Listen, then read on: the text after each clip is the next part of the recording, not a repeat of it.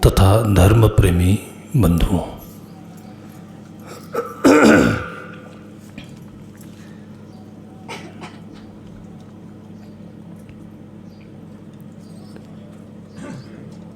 सद्गुरु कहते हैं, सुनिए सबकी निबेरिए अपनी। बड़ा मार्मिक और जीवन का हितकारी मंत्र है ये।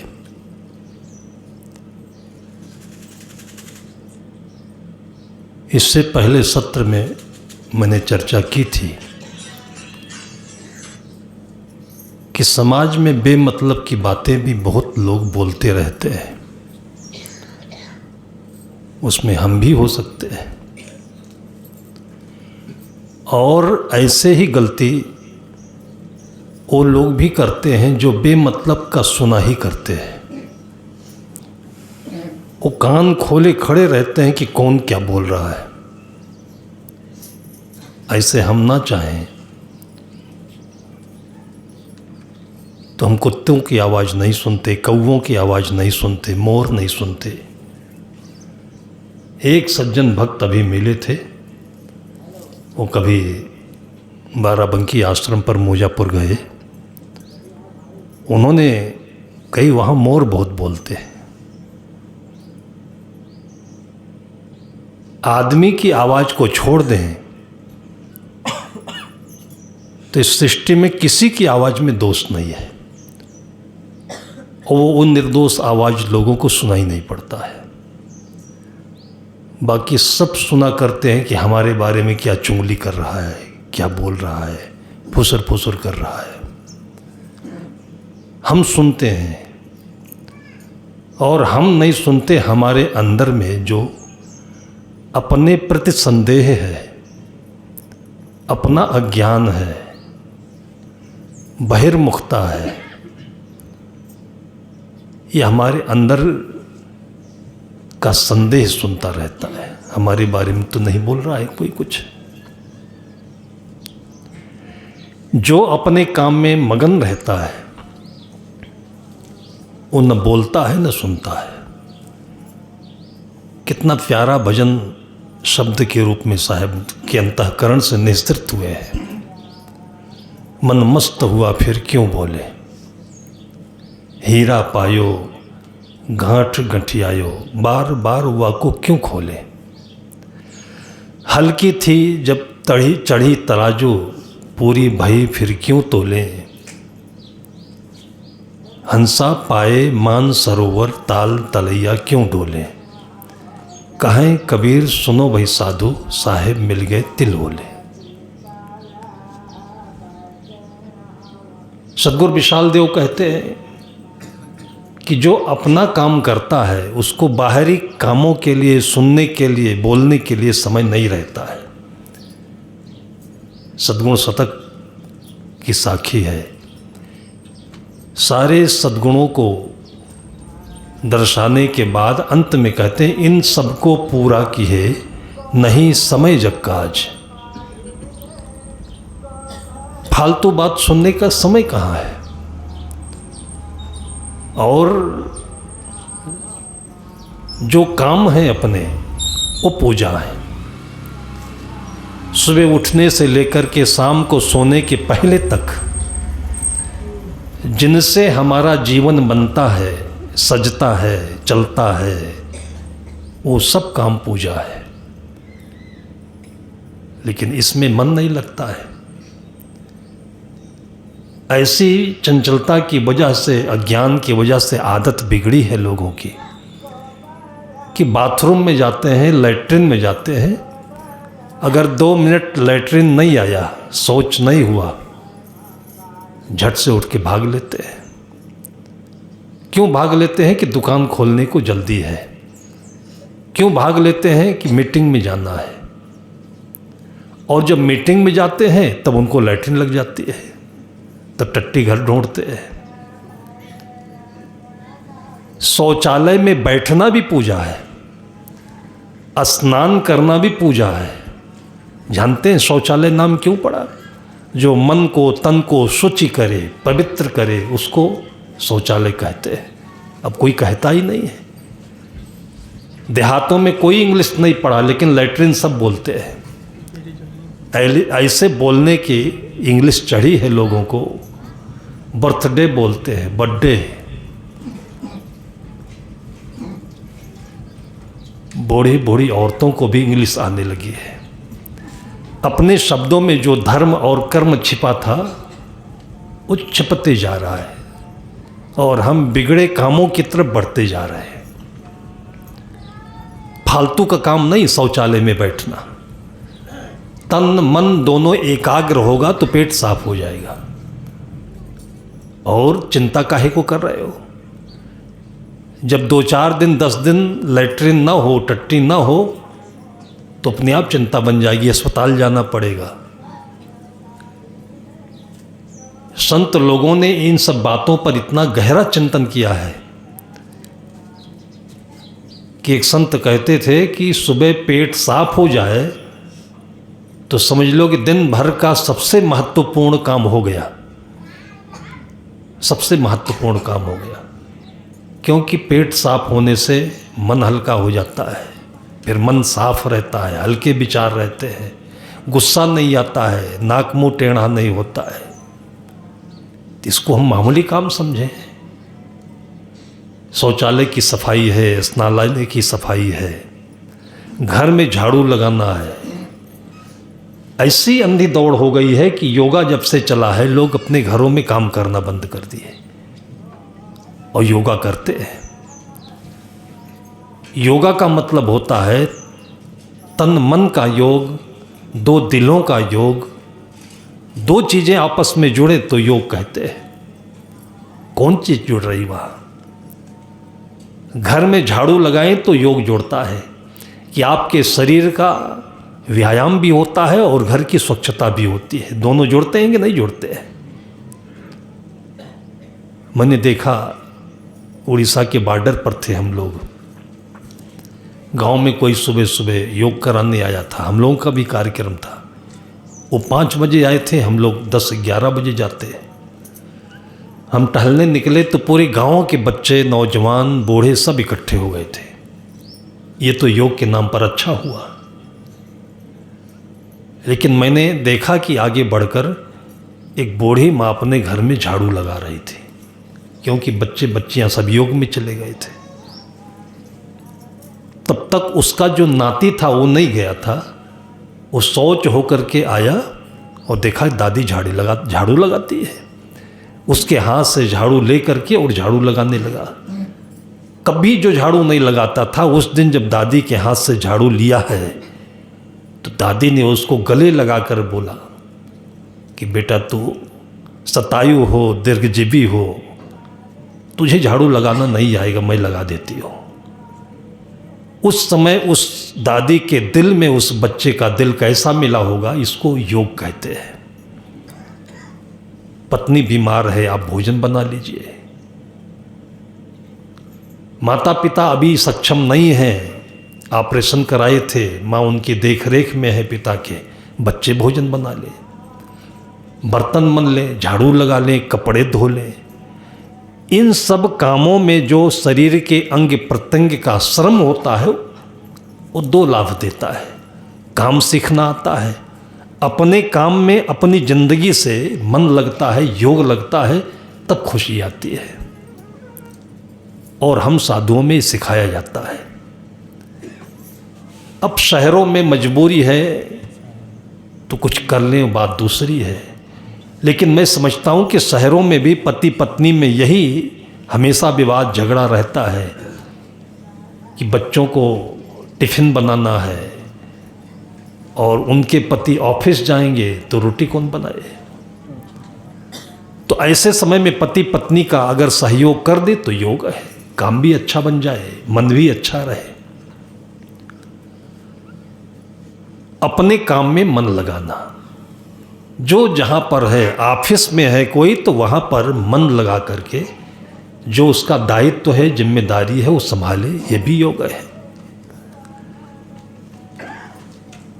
अब हमारे अध्यात्म जगत में मनुष्य समाज में इस तरह के बातों को समझाने के लिए लोग अलग अलग तरह की बातें करते रहते हैं। भगवान के बारे में तरह तरह की बातें हैं, पंथ मजहब के बारे में तरह तरह की बातें हैं। अब ये सुन करके लोगों के मनों में शंका होने लगती है कि सही क्या है, राधा स्वामी सही है कि कबीर पंथ सही है कि ब्रह्मा कुमारी सही है। और जो निर्णय नहीं कर पाते हैं वो इसी में इधर से उधर, उधर से उधर, उधर से उधर चलते रहते हैं। सही अपनी जगह पर रहना है, सही अपने अंदर से सुनना है। सद्गुरु कहते हैं कि सुनिए सबकी, अंतर में उसका निर्णय जो होता है वो अंतिम निर्णय होता है, उसको सुन करके तब काम करें।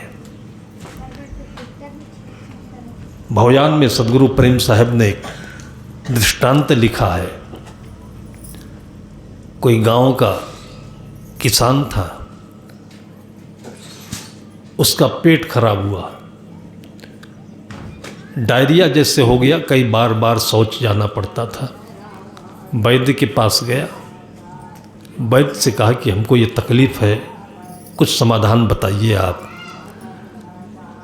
तो वैद्य ने कहा नाड़ी देख करके कोई ज़्यादा तुमको तकलीफ नहीं है, 2-4 बार तुमको टट्टी हो गई है और तुमने कल दूध ज़्यादा पी लिया था।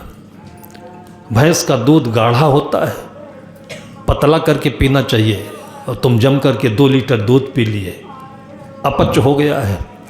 तो ऐसा करो कि 2 दिन खिचड़ी खाओ तुम। उसने कहा कि वैद्य जी ऐसा है, मेरा नाम भूलन लाल है, मैं भूलता बहुत जल्दी हूँ, तो आप ऐसा करें कि एक कागज़ में खिचड़ी लिख करके दे दीजिए, नहीं तो घर तक पहुँचते तक पता नहीं क्या हो जाए। तो वैद्य जी ने कहा कि तुम ऐसा आदमी हो कि तुमसे मैंने फीस भी नहीं ली, पहली बात। अब तुम्हारे लिए मैं 10 पैसे का कागज़ और कलम खर्च करूं? तुम भूलन लाल हो तो यहीं से खिचड़ी खिचड़ी खिचड़ी खिचड़ी खिचड़ी बोलते चले जाओ। उसने कहा यह भी ठीक कहते हो। अब भूलन लाल हो तो कोई दिक्कत नहीं, लेकिन भटकन लाल बने तो अब घर से वैद्य के यहाँ से घर तक खिचड़ी खिचड़ी बोलते चले जाते, क्या दिक्कत थी। लेकिन हम लोग भी घर से निकलते हैं तो भाई साहब जयराम जी के हाँ का हालचाल है। जब ये सब करना हो तो सब काम करके जब शाम को बैठिए तब जयराम करिए, सबराम करिए। जो अपने लक्ष्य से भटकते हैं वो भटकन लाल है। वो निकले, रास्ते में ही कोई मिल गया और उसने हालचाल पूछ लिया, जयराम जी की कर लिया। वही बतलाते बतलाते में वो खिचड़ी बोल गए और उससे बातचीत जब पूरी हुई, निकले, तब उनको याद आया कि हम तो वैद्य जी कुछ बताए थे, अब याद नहीं आ रहा है। तो बहुत बहुत याद करते करते जब याद कर पाए तो थोड़ी सी गलती के साथ में याद आ गया कि उन्होंने हमको कहा था कि खाचड़ी खाना तुम। अब खिचड़ी की जगह पर जो ऊपर की एक मात्रा थी वो मात्रा कट गई, खाचड़ी बोलने लगे, खाचड़ी खाचड़ी खाचड़ी। अब रास्ते में किसी ने खेत में धान लगाने के लिए थरहा डाल दिया था। अभी अभी 2 दिन पहले उसने बीज की छिटाई की थी और पक्षी आकर के वो धान का जो दाना था वो चुनते थे, उसको रखाने की खातिर वो बैठा था। देखा कि बड़े आराम से भजन जैसे गा रहे हैं, खाचड़ी खाचड़ी। उसने कहा कि ऐसे ही ये चिड़िया हमको तंग किए हैं, तुम कहते हो खाचड़ी खाचड़ी, बेवकूफ़ हो क्या तुम। एक झापड़ मार दिया और कहा कि ये मत कहो भाई तुम यहाँ से। तो उसने कहा कि ये तो मेरी दवा थी, अब ये न कहें तो बताइए क्या कहें हम। उसने कहा तुमको कहने का ही शौक़ है तो तुम कहो उड़ चिड़ी उड़ चिड़ी उड़ चिड़ी। वो अपने मतलब की बात बता दिया। खिचड़ी की जगह पर खाचड़ी आया, खाचड़ी की जगह पर उड़ चिड़ी आ गया। और फिर यही रटते रटते चले जा रहे थे। कोई बहेलिया जाल लगा करके बैठा था कि पक्षी फंसेगा, फिर ले जाकर बाजार में बेचेंगे और पैसा मिलेगा। अब ये उड़ उड़ उड़ बोलते चले जा रहे थे उड़ चिड़ी। उसको भी गुस्सा आया कि 4 घंटे से बैठा हूँ, पक्षी ऐसे नहीं फंस रहे हैं और ये आकर के भांजी मारता है। उसने भी उसके कंधे को पकड़ के झकझोर के कहा, क्या बोलते हो जी तुम बिना मतलब की बात। तो कहा, भाई हमारा पेट दर्द कर रहा था इसलिए वैद्य जी ने मुझे बताया। कहा, उड़ चिड़ी कोई दवा थोड़ी होती है। उसने कहा कि तुमको बोलना चाहिए कि आवत जाओ फंस फंस जाओ, आवत जाओ फंस फंस जाओ। वो भी अपने तरह का मंत्र दे दिया। जा रहा था, रास्ते में किसी घर में शाम के समय चोर लोग सेंध लगाने की ताक में बैठे थे कि अभी थोड़ा सा अंधेरा हो तो इस घर में घुस करके और सामान कुछ नापेंगे यहाँ से। अब वो लोग देखा कि ये आवत जाओ फंस फंस जाओ बोल रहा है। उनको लगा कि ये हमारी खुफियागिरी कर रहा है। पर चोर तो ऐसे चोर होते हैं, पकड़ के 2-3 मुक्का मारा और कहा कि अभी हमको बोहनी भी नहीं हुई है, चोरी भी नहीं किया, तुम कहते हो पकड़े जाओ, आवत जाओ फंस फंस जाओ। उसने कहा, भाई तुम ही बता दो मैं क्या कहूँ। उसने कहा कि आवत जाओ धर धर जाओ, आवत जाओ धर धर जाओ। अब यही रट करके जा रहा था, रास्ते में शमशान घाट मिला। राजा का एक ही बेटा था, उसकी अर्थी आई अकाल मौत में। सारे लोग दुखी थे। वो बोल रहा है कि आवत जाओ धर धर जाओ। एक लाश आई है तो पूरा नगर दुखी है, उदास है, शोकित है।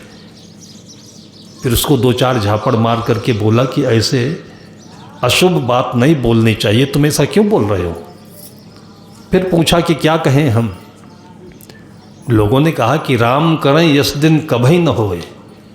ऐसा बोलो, कोई अच्छी बात है जो तुम बोल रहे हो, राम करे यस दिन कबहू न होए। अब यही बात बोलते बोलते जा रहा था। कहीं बारात आई थी, दूल्हा दुल्हन सजे हुए थे, भांवर पड़ रही थी, सब खुश थे, नाच रहे थे। अब वहीं से बोलते जा रहा है कि राम करे यस दिन कबहू न होए। उसी में से कुछ चढ़ाए भी रहे होंगे बोतल वोतल।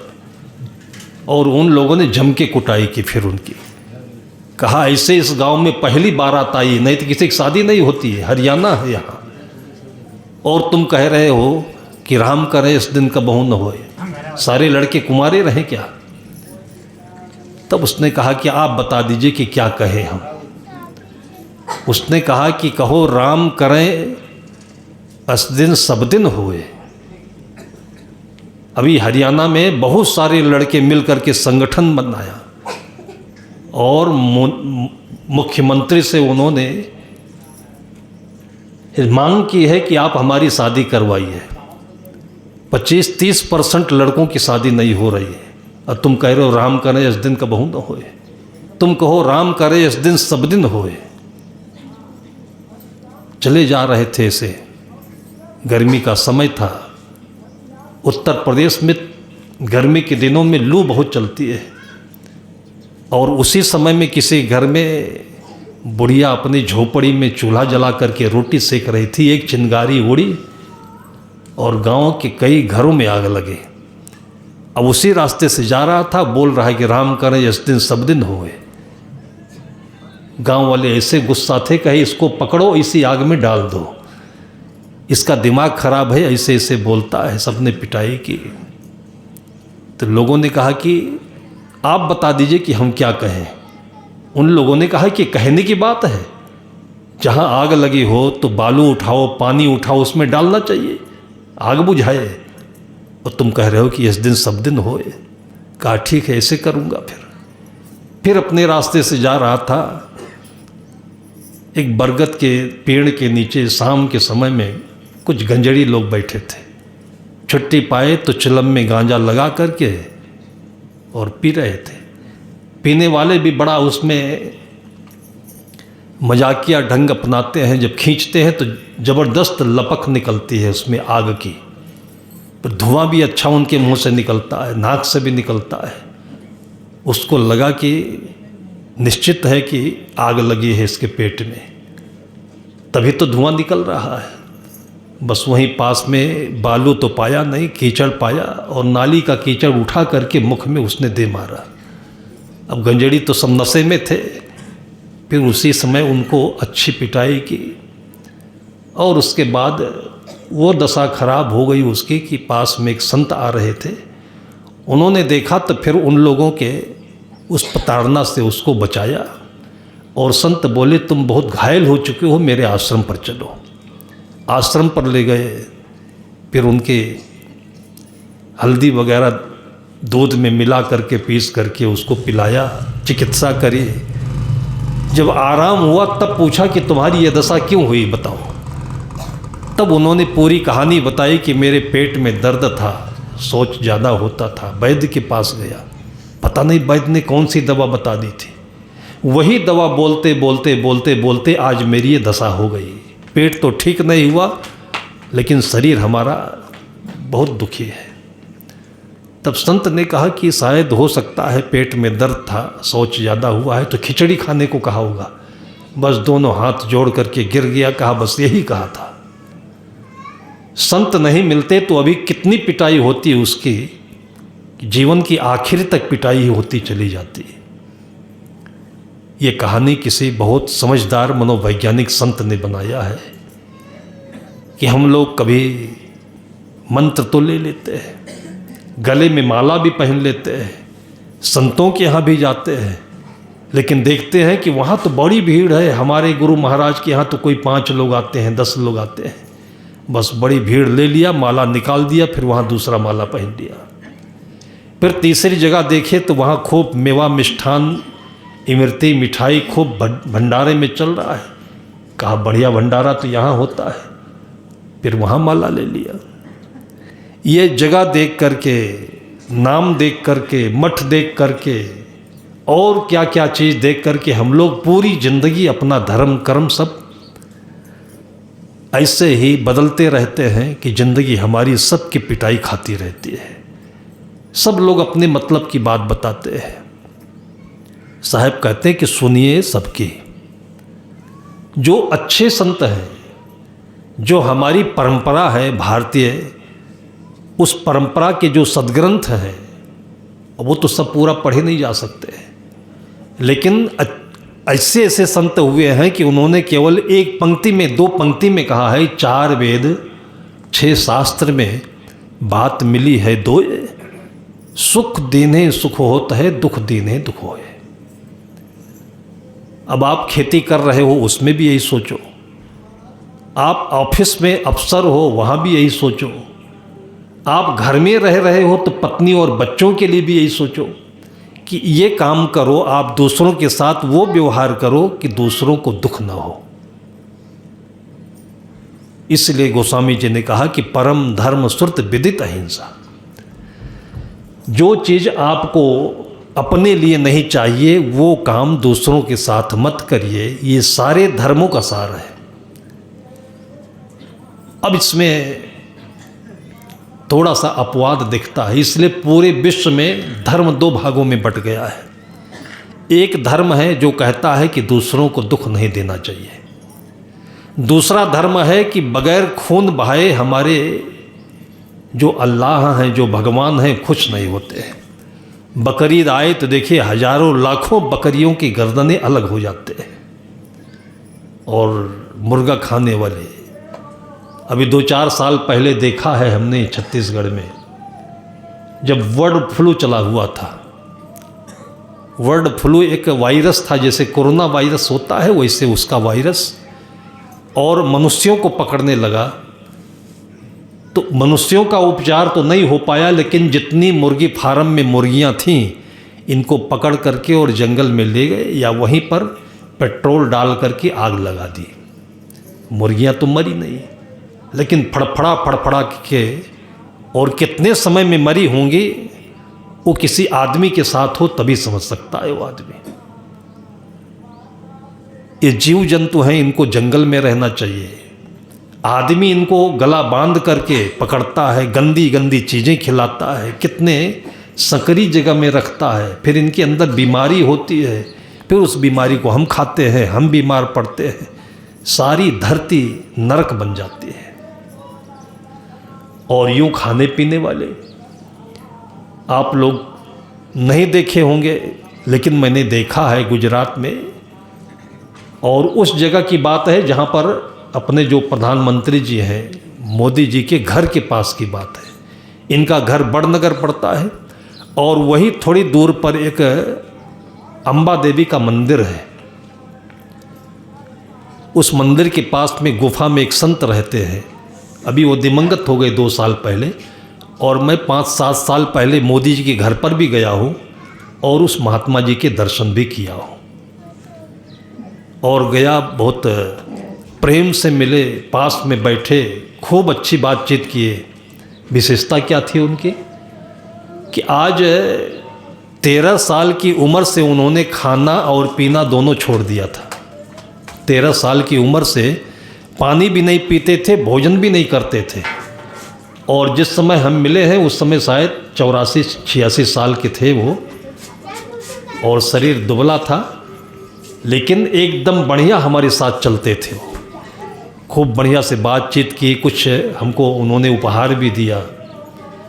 इतने वर्षों तक जो भोजन और पानी किए बगैर भी जीवित रह सकता है, और इसको अजूबा मान करके जापान के, विदेश के कितने डॉक्टर आए और अहमदाबाद के हॉस्पिटल में उनको 7 दिन तक रख करके उनका ऑब्जर्वेशन किया और कुछ पकड़ नहीं पाए। किडनी में भी पानी है, आँखों में पानी है और मुख रसीला बना हुआ है। ये उदाहरण हमको ये मजबूती देता है कि आप तो इतनी अच्छी अच्छी चीज़ खाते हो, आप कमज़ोर नहीं पड़ोगे कभी। जीवन के व्यवहार में आप अपने अंदर से सब कुछ जानिए। अंदर से भूख लगे तो भोजन करिए, भूख जब तक नहीं लगे तब तक मत करिए। बगैर भूख के अगर आप भोजन करते हैं तो निश्चित है कि आपकी कमजोरी बढ़ती चली जाएगी। ऐसे ही आप हर एक विभाग में, हर एक जगहों पर अगर कोई निर्णय नहीं ले पा रहे तो अपने अंदर से आप अपनी आत्मा से बैठ करके, और ऐसा प्रयोग महात्मा गांधी जी भी करते थे। राजनीति के दिग्गज कहे जाने वाले पूरी दुनिया को अपनी ताकत से उन्होंने परास्त किया। और कौन सी ताकत थी? प्रार्थना की ताकत थी। जब भी ऐसा कोई उनके जीवन में संकट आता था, उलझनी परिस्थिति आती थी, तो अकेले में बैठ करके प्रार्थना करते थे, ध्यान में बैठते थे, शांत होते थे, तब अंदर से आवाज़ आती थी। उसी को सवेरे और शाम संध्या पाठ में, ध्यान में संत महापुरुष लोग आपको बताते हैं कि आप विपत्ति परे घबराए नहीं, जान दें कि योग समर ठहर रहे उद्धार में, समर दें के योग। कोई भी मुसीबत आई तो आप उस समय कुछ सोचना बंद कर दीजिए, क्योंकि मुसीबत के समय आप उल्टी बात भी सोच सकते हो। किसी को नौकरी नहीं मिली, सोचना बंद कर दीजिए, शांति से बैठिए, हो सकता है कि आपको कुछ अच्छा होने वाला हो। जिनको आप डॉक्टर APJ अब्दुल कलाम कहते हो, बहुत गरीब परिवार के थे, लेकिन शुद्ध शाकाहारी और स्वच्छ परिवार के थे। उनके पिताजी रामेश्वरम मंदिर में संतों से सत्संग भी किया करते थे। इतना पढ़ाई करने के बाद भी टॉप मोस्ट पर थे वो पढ़ाई में। इतनी पढ़ाई के बाद में भी पहली बार उन्होंने जब नौकरी के लिए अप्लाई किया था, और उस समय वो दिल्ली में थे, और पहली बार में वो फेल हो गए, नौकरी नहीं आई उनके। दिल्ली से घर आने के लिए उनके पास में किराया भी नहीं था, खाने को कहाँ होता। उदास थे। वहीं पास में ऋषिकेश पड़ता है, वहाँ चले गए। क्यों चले गए? कि उनके पिताजी ने रास्ता दिखाया था। जैसे आपके घर में समय समय से बच्चे को लेकर के माँ संतों के पास चली जाती है, वैसे ही उनके पिताजी उनको लेकर संतों के पास जाते रहते थे। एक रास्ता बन गया उनका। उनको लगा कि संत सब समस्या का समाधान होते हैं, तो ऋषिकेश चले गए। वहाँ पर अनजाने में ही ऐसे एक आश्रम में पहुँच गए, तो स्वामी जी ने देखा कि ये लड़का उदास है, तो निश्चित है कि कोई समस्या है। उन्होंने हाल चाल नहीं पूछा, पता नहीं पूछा, परिचय नहीं पूछा, सीधे ले गए और बढ़िया बढ़िया 2-4 अच्छे लड्डू खिलाई, पानी पिलाया, और तब उसके बाद में उन्होंने बातचीत शुरू की। तब बोलते हैं कलाम जी कि मैं नौकरी के लिए आया हुआ था और पहली बार में ही फेल हो गया। स्वामी जी ने कहा कि तुम इतने से परेशान होते हो, ये बहुत छोटी जगह थी जिस पर तुम नौकरी चाहते हो, तुम्हारे लिए तो बहुत बड़ी नौकरी इंतजार में है। इतना उनके मुख के वचन सुनते ही इतने उनके भीतर में प्राण आ गया कि जैसे कहते हैं कि कोई सूखते हुए पौधे में पानी डाल दे तो फूल खिल जाता है। उनका मन कमल चित्त कमल खिल गया और वही आशीर्वाद लेकर के वो लौटे हैं और फिर जो नौकरी मिली है कि मिसाइल मैन बने और वहाँ से आगे बढ़ कर के भारत के सुविख्यात राष्ट्रपति भी बने हैं। ये महात्मा का आशीर्वाद था। तुम्हारे लिए बहुत बड़ी जगह इंतजार में है। आपके जीवन में अगर कोई चीज़ नहीं मिल रही है, परीक्षा में पास नहीं हुए, नंबर कम आ गया, कोई घाटा हो रहा है, तो ऐसे समय में उलझन में न पड़ करके संत गुरुजनों का ध्यान करें और अपने अंदर की आवाज़ सुने। ये आपको सच्ची आवाज़ देगी, सच्चा डायरेक्शन देगा और फिर जो करेंगे वो आपका सफल होगा। इसमें स्वार्थ भी बढ़िया होगा, परमार्थ भी बढ़िया होगा। खाने पीने में भी यही बात है। जलेबी मिले तब नहीं खाना चाहिए। आज मालपुआ मिला है इसलिए नहीं खाना चाहिए। खाना इसलिए चाहिए कि आपको भूख लगी है, और भूख लगी है तो केवल एक विचार करना चाहिए, जैसे हमारे यहाँ संत गुरुजन कहते हैं कि बिन मांगे सो दूध बराबर, मांगे मिले सो पानी, कहें कबीर सो रक्त बराबर, जामे ऐंचा तानी। ऐंचा तानी में जो मिला हुआ है वो खाना सही नहीं होता है। जिस खाने से किसी को कष्ट हो रहा हो, दुख हो रहा हो, वो खाना सही नहीं होता है। प्रेम पूर्वक जो मिले उससे आपके शरीर में पाचन अच्छा होगा, खून बढ़िया बनेगा, चित्त प्रसन्न होगा, वो भोजन करें आप। और इसी को भजन कहते हैं। यही हमारे जीवन का धर्म है। और ऐसा जो अपने जीवन में धर्म का पालन करता है उसका सर्वांगीण विकास होता है। उसके कई पीढ़ी तक अच्छे लोग जन्म लेते हैं। उनके बेटे बेटियां जहां भी जाते हैं उनके कुल का, परिवार का नाम भी होता है और धीरे धीरे वह बंधन से मुक्ति की ओर चल करके अपने जन्म जीवन को सफल कर लेते हैं। सब परिवार में यही खुशी दिखे, यही धर्म दिखे, जहाँ भी रहें वो आने वालों के लिए यही धन धर्म के साथ संजोए। इन्हीं शुभकामनाओं के साथ में आप सबको धन्यवाद देते हुए अपनी वाणी को विराम देता हूँ।